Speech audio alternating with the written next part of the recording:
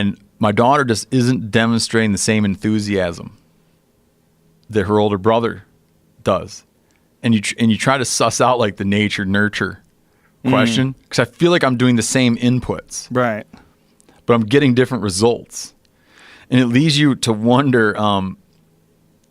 It's a very small sample size, but when I talk to other parents, like parents who are parenting right now, young kids, I just keep encountering other dads who are having the same experience, and it really leaves you to wonder, sort of like what sort of like cultural influences are going on there, where it's like the enthusiasms oftentimes among young girls are not as high as the enthusiasms among boys, and it's hard to unpack. Is it cultural?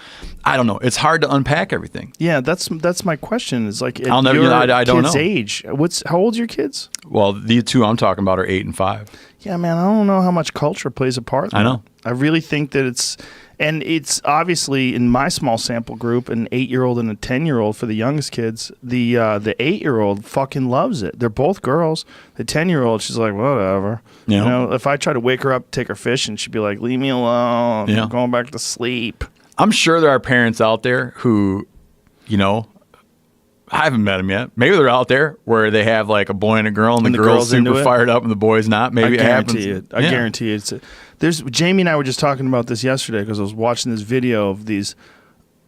I want to try to put this in a respectful way.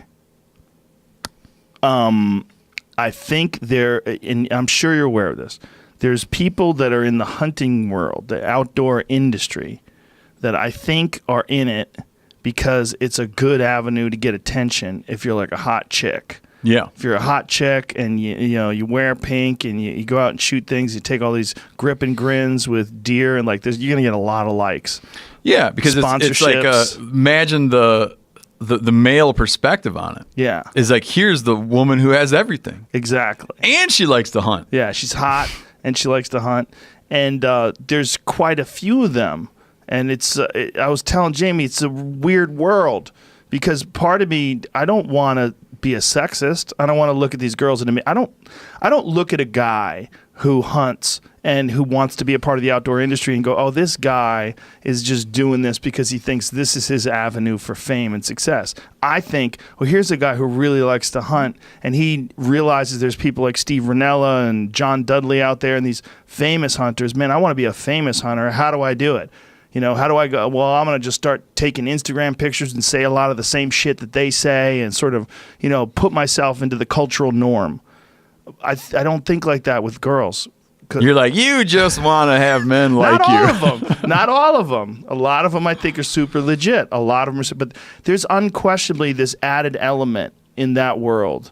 And let's be super generous and say it's only 10% of them. Mm-hmm. But that 10%, I'm like, I smell a rat. I'm not unaware of what you're talking about. I'm sure you're not. No, I noticed it. Yeah. It's weird. I even had like I remember it was, there's kind of like a sex pot kind of huntress scene, Oh yeah. Super made up, full war paint, fake eyelashes, hot as fuck, skin tight clothes, out there shooting shit, taking pictures. Yeah, it's weird. And then you go to their Instagram page and it's like there's pictures of that and then there's a lot of pictures with their butt up in the air where they're doing some strange exercise. Getting ready for bow season. Yeah, accentuating their butt. Like, that's weird. I don't do any of those exercises. I would really like to, I would really like because I'm going to continue leaning on my daughter because I would really like her. I'm going to keep leaning on her until I feel like she's at an age where she can legitimately say she doesn't want to go. Right. Because right now, if I asked her every day, hey, you want to go to school? She'd be having a real delinquency problem. So you're like, you're really like, yeah. You make kids do stuff. I took her duck hunting a couple weekends ago. It was a cold morning, and we get out there, and before it's even legal light, she's like, felt terrible. She's laying there crying about how cold her feet are. If my boy was doing that, I would have a very different attitude about it. Right. Than when she's crying. Her crying because she's cold, like, made me feel awful. Right. With my boy, I've been like, shh. Suck it up. But with her, I'm like, oh man. Yeah. She's all cold now. Yeah. And then and so you really, there really is a difference. Yeah, there's a difference there. And it's not, of the people that buy hunting licenses in this country, 90% of the people that buy hunting, 90% are males. Right. Right. So 1 in 10 license holders is a woman. But then there's more women than men in the, slightly more women than men in the country. And there's a ton of ways of explaining it. We talked about it earlier with Neanderthals, or maybe the Neanderthals didn't have these like divided roles.